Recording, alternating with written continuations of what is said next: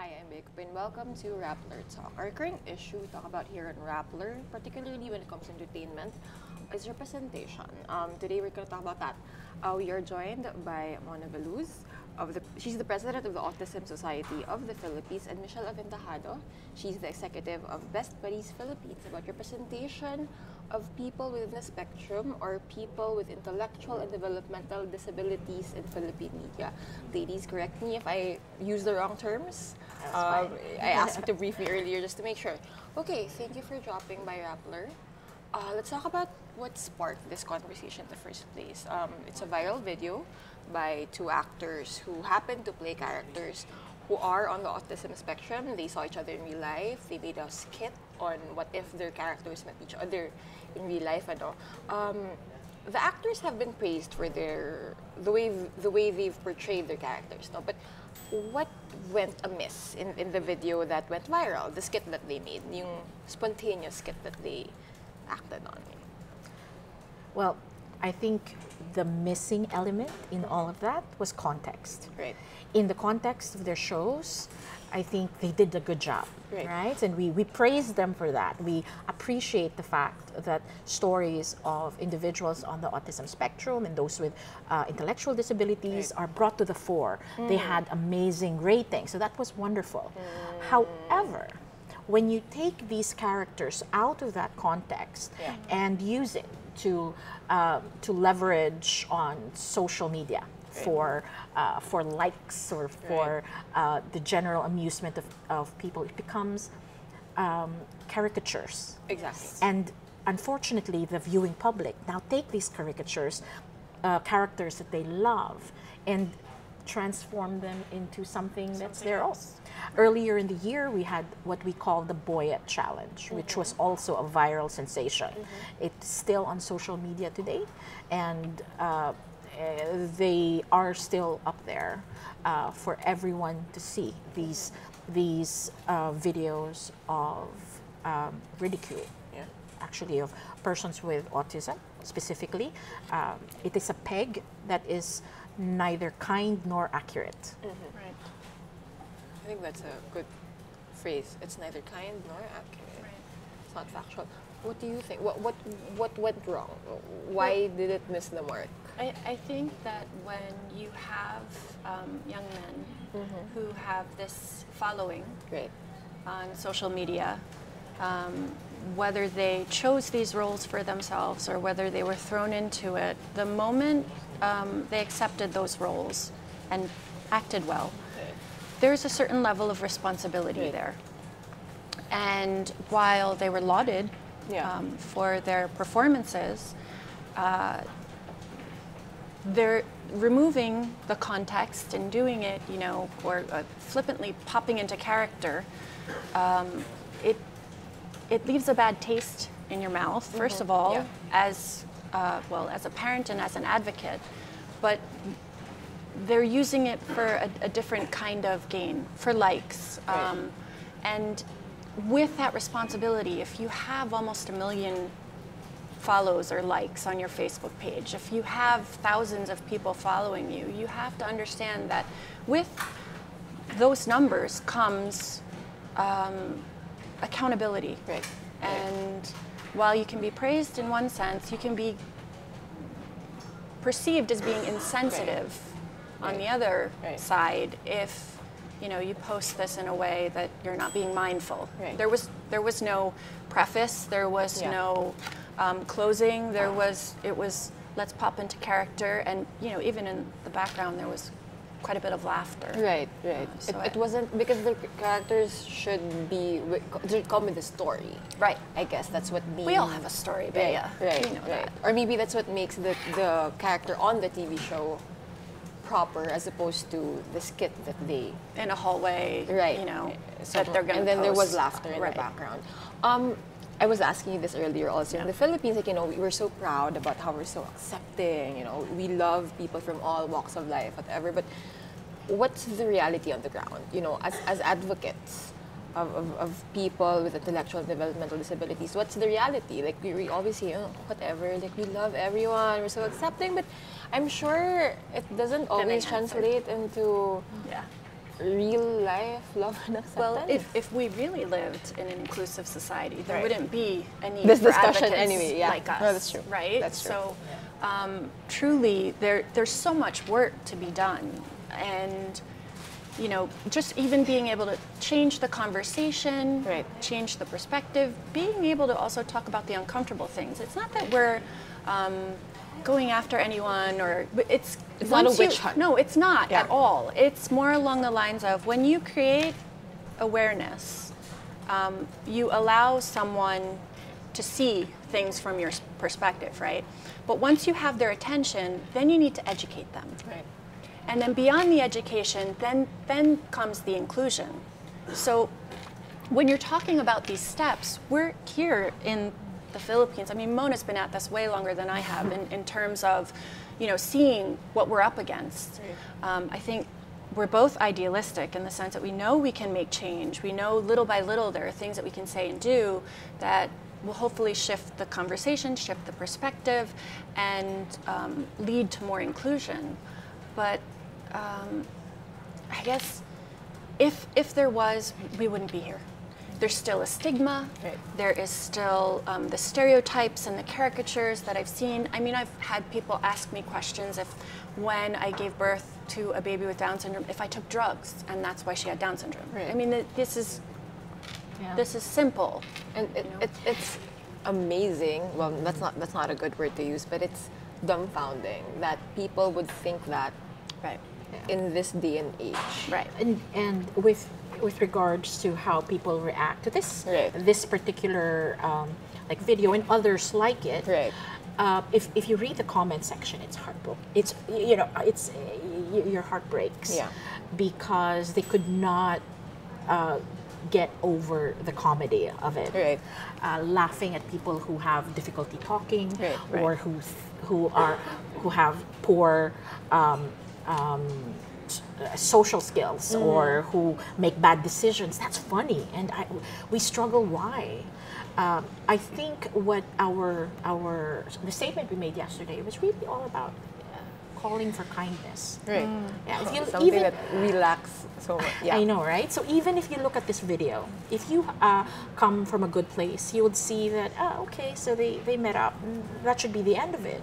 Instead, you have calls for, let's add in budoy or you know, profanities in there about, you know, and how these guys were great, but not, you know, in like the other side of the spectrum, like amazingly stupid. That's a peg that we are now creating for our children. I have a 26-year-old son on the spectrum, and he is not like that. And that's perhaps one peg. I mean, individuals can have intellectual disability, but to generalize our community as like that, you're lumping this very diverse group of people into just one kind of character. Yes, it is the root of bullying and discrimination moving forward.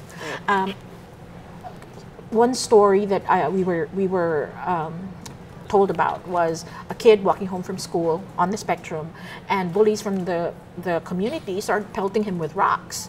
He didn't want to turn around because his mother taught him to just, you know, ignore, and they started calling him boyet, boyet.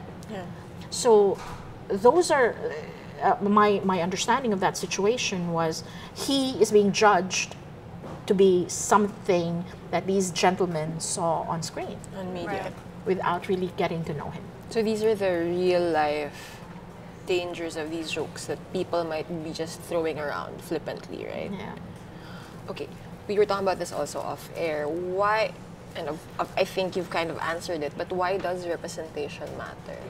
Why does thoughtful representation matter? Thoughtful, mindful, equitable representation, and all of these things. I mean, if we want our kids to be included, if we want our buddies to be included, if we want all individuals to be included, you have to see, which in this case, this is where the TV stations are doing great, because they are trying to, they are bringing things to the forefront, even, you know, in that sense with these two characters.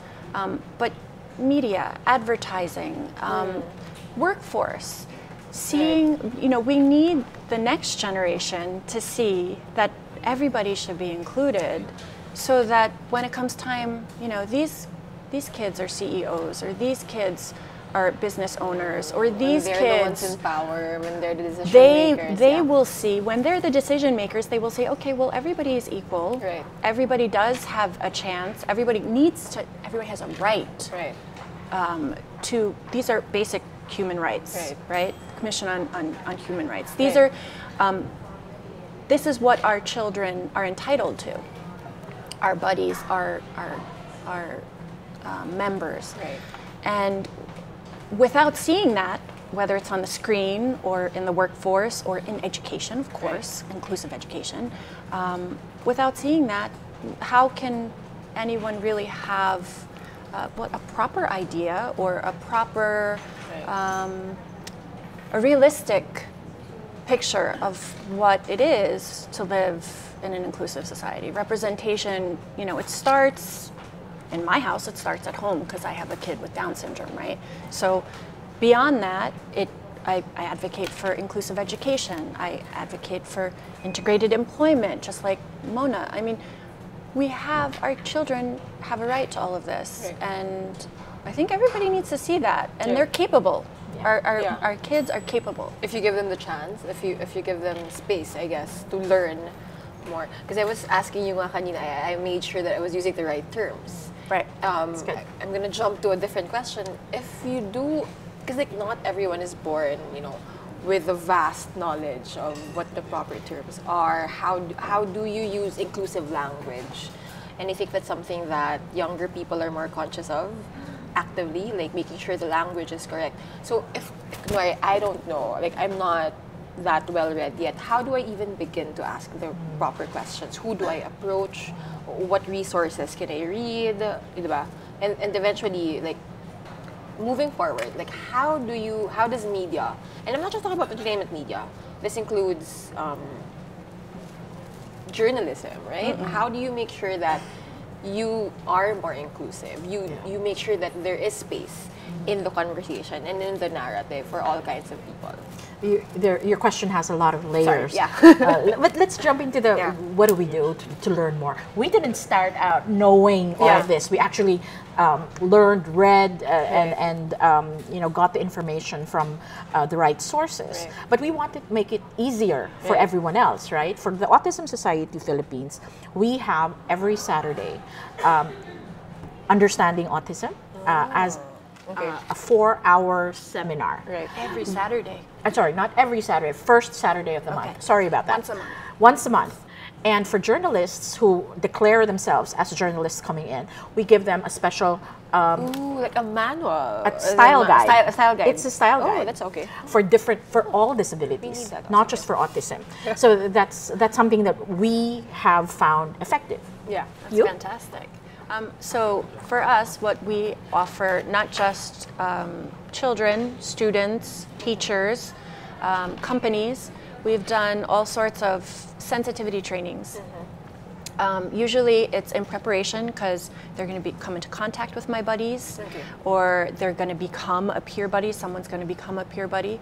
So in terms of formal training, that's what we do. If I was going to put that parallel to the workshops they have on Saturdays. But I think the other thing is when you're open enough as well, I will answer any question as long as it's posed courteously and politely. I mean, I'm always open to question. I would much rather someone ask me a question than stare or point or just gawk. Gawk. Exactly. Because women are talkers. Just got to ask me a question, and I'll be there to answer. Right. I think that's also a challenge, no? Like making people overcome the fear of asking questions. Because I think that's also a very Filipino an unfortunate Filipino tendency to just assume things or just keep things in? It also depends on the individual you're talking to. For some individuals on the spectrum, for example, they're fine with being called autistic person. Okay. But others would not like that. They want to be called person with autism. So it's a little bit of... So it's of course how you identify or how you want to... Yeah, so how you want to be perceived. The quickest thing to do is just to ask. Personal preference, I think, with anything, no? Right, of course. We also discussed this earlier. There's actually a law that protects people from ridicule in any medium. Is it right? In any... Well, specifically for persons with disabilities, there is RA 9442, which is the Magna Carta for persons with disabilities. And sections 39 and 40 are very specific on mimicry and ridicule. And there are penal consequences to it. So you could actually go to jail for doing that. But once you have due process. Of course. And the due process involves the Commission on Human Rights. It involves documentation of the ridicule and proving that this type of ridicule actually contributes to distress on the part of the person with disability that it is directed to. Okay, but what's the implementation like, though? You know, it's really up to us. So if we actually take the next steps after this, this is, you know, the CHR has historically done something about mimicry and ridicule of persons with disabilities, not just of autism, but those who, if you remember the Mocha Uson, Drew Olivar situation, so she, you know, they actually acted on that. That's interesting. It's all a matter of also knowing the law. And, you know, as advocates, we should be ready and willing to take it to the next level. And it's not, again, we are not looking at filing cases against individuals. No, no, no. In fact, I think it's not really them that, or the actors involved who are doing us an injustice. It's all of it's the general public that react and create additional content to what they put out there. And that is what is distressing, because it takes, so they already have this video, and it was not, they would come up with something that is beyond the intention of the original content developers. So I think that's what happened also. Yeah, this is what happens. It's had a life of its own already.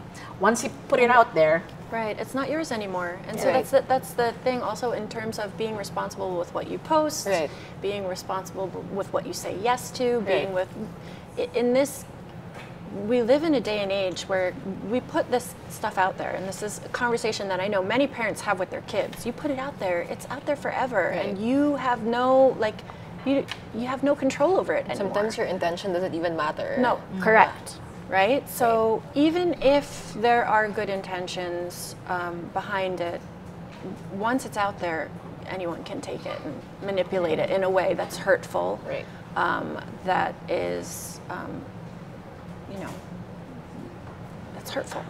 Maybe to wrap things up, if for not just for entertainment media, again, this goes beyond entertainment media. I feel it goes to anyone who has access to media, which is everyone. How can you be, like, I might not be able to go as far as being an advocate, but what if I want to be an ally of an advocate? If I want to help out, what should I know? What should I do? Where should I start? Well, I know there are lots of ways that you can report things now, right? If content is not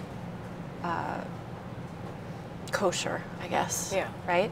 So you can report those things that make you feel uncomfortable. I think, I know that I personally do it. I've actually said some things. Report personally. I think educating yourself, like you had already said, in terms of attending workshops or finding the correct terminology, not being afraid to ask questions. Joining an organization that advocates for people. Like, if you don't necessarily have the time to sit up here and advocate, we have lots of events that are open to the public to join us, to learn more about what we do, to meet our buddies, to meet their members, to support, join the walks. I mean, there's an autism walk every January, the Angels Walk. So I'll let you say how else. But I think for me, it's just coming out. Best Buddies events are public. We post them. Anyone can come and join. We don't charge a membership fee. We don't charge any type of dues or anything. We just want people to come out and have fun and be friends. Because actually what happens when our kids grow older is that they end up becoming socially isolated. And this is what we don't want. This is part of what we do. So, you know, join us. Yeah, and Mish covered, you know, the breadth and width and, you know, of all that we do. There's a lot of activities that you can participate in if you really want to look for it. So I want to focus on the individual. Yeah, I think for the individual, you just have to be kind. It's really all you have to be. It sounds so simple, though. It's so simple, yes. Yeah. And expect that you are going to make mistakes. Yeah. You know, I personally have, you know, made mistakes, especially when it comes to gender identity issues. I don't know what to call things now. I'm older, so oh, they didn't have that in my day. So it's okay to make mistakes, as long as you acknowledge it. There's this actress who I laud because she made a blackface gaffe. You know, I think she dressed up and she colored herself, and she, you know, gracefully said, "So sorry. I don't know enough. I was wrong. I don't know. I did not know enough about racial, you know, the nuances of racial discrimination. So I'm so sorry." And I think that's really the attitude that we want. Be kind. Apologize when you make a mistake and learn from it. Yeah. Thank you. I think that applies to a lot of things nowadays. Because again, this is an invitation, not just for entertainment media, but to everyone with access to media to do better. It sounds so simple, but it's actually hard to do. But yeah, that's a good point, though. Don't be afraid to make mistakes, but be ready to say sorry if you made a mistake. So thank you for joining us today. Thanks for having us. us. If they want to learn more, social media, is there any account they can follow? Maybe a resource on social media? We are, the Autism Society Philippines is on Facebook, Twitter, Instagram, LinkedIn, and we're very active. So please, you know, come and engage with us. We have also other projects, like we have our ASB Autism Works. We have our all of the sub projects. We also have their own accounts, and depending on what you want to read. You know, it's all out there. If you want information, you can find it. For Best Buddies, we have bestbuddiesphilippines.com. We also have a Facebook page, Philippines as well, Best Buddies Philippines. Instagram, bestbuddies_PH. Twitter, bestbuddies_PH. So we are also active on social media. There's power in social media. I mean, even just sharing a message that we've posted, or even sharing something that is inclusive. That's already because it might reach someone who has no clue, and it might actually, you might help educate someone with a simple share or a simple like. So thank you for joining us. Thank you for helping educate me and our viewers this afternoon. Thank you for joining us. This has been Beko Pin. Check out their pages for more information. Thank you. Thank you for having us. Thank you.